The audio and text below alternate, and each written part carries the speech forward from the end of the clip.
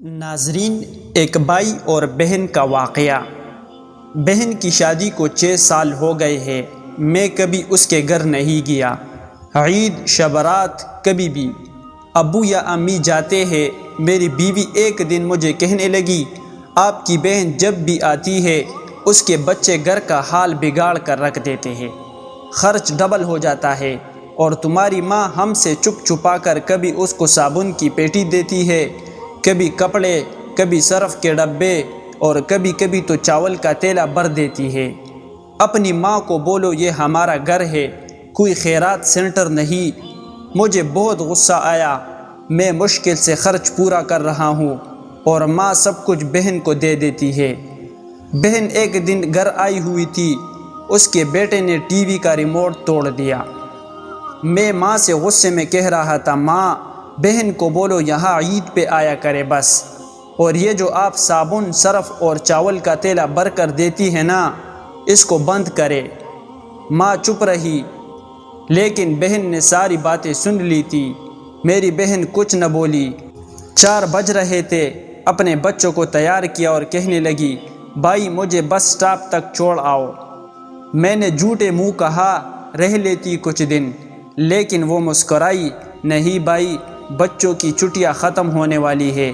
پھر جب ہم دونوں بھائیوں میں زمین کا بٹوارا ہو رہا تھا تو میں نے صاف انکار کیا، بھائی میں اپنی زمین سے بہن کو حصہ نہیں دوں گا۔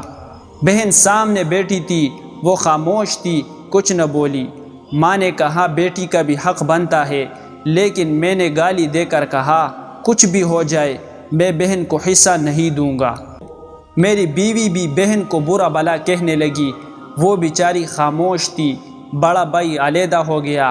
کچھ وقت کے بعد میرے بڑے بیٹے کو ٹی بی ہو گئی۔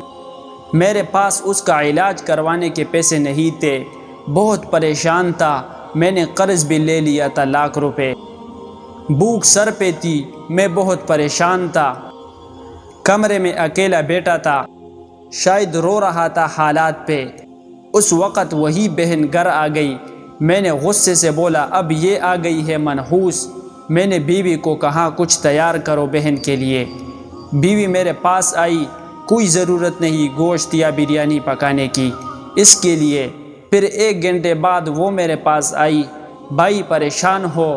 بہن نے میرے سر پہ ہاتھ پھیرا، بڑی بہن ہوں تمہاری، گود میں کھیلتے رہے ہو، اب دیکھو مجھ سے بھی بڑے لگتے ہو۔ پھر میرے قریب ہوئی، اپنے پرس سے سونے کے کنگن نکالے، میرے ہاتھ میں رکھے، آہستہ سے بولی، پاگل تو ایویں پریشان ہوتا ہے؟ بچے اسکول تھے، میں نے سوچا دوڑتے دوڑتے بھائی سے مل آؤں، یہ کنگن بیچ کر اپنا خرچ کر کے بیٹے کا علاج کرواؤ۔ شکل تو دیکھ ذرا، کیا حالت بنا رکھی تم نے۔ میں خاموش تھا، بہن کی طرف دیکھے جا رہا تھا۔ وہ آہستہ سے بولی، کسی کو نہ بتانا کنگن کے بارے میں، تم کو میری قسم ہے۔ میرے ماتھے پہ بوسہ کیا اور 1000 روپیہ مجھے دیا، جو 150 کے نوٹ تھے، شاید اس کی جمع پونجی تھی۔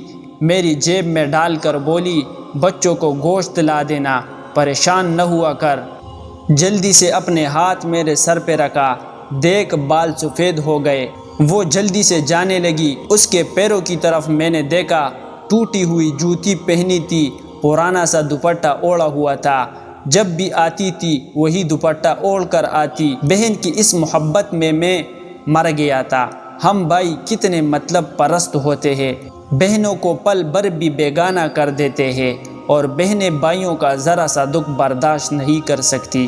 وہ ہاتھ میں کنگن پکڑے زور زور سے رو رہا تھا، اس کے ساتھ میری آنکھیں بھی نم تھی۔ اپنے گھر میں خدا جانے کتنے دکھ سہ رہی ہوتی ہے۔ کچھ لمحے بہنوں کے پاس بیٹھ کر حال پوچھ لیا کرے، شاید ان کے چہرے پہ کچھ لمحوں کے لیے ایک سکون آ جائے۔ بہنیں ماں کا روپ ہوتی ہے۔ اللہ پاک آپ کی اور میری بہنوں کی زندگی لمبی کرے، ہر آزمائش اور مصیبت سے محفوظ فرمائے اور دلی سکون نصیب فرمائے، آمین۔ ویڈیو پسند آئے تو ایک لائک ضرور دیں۔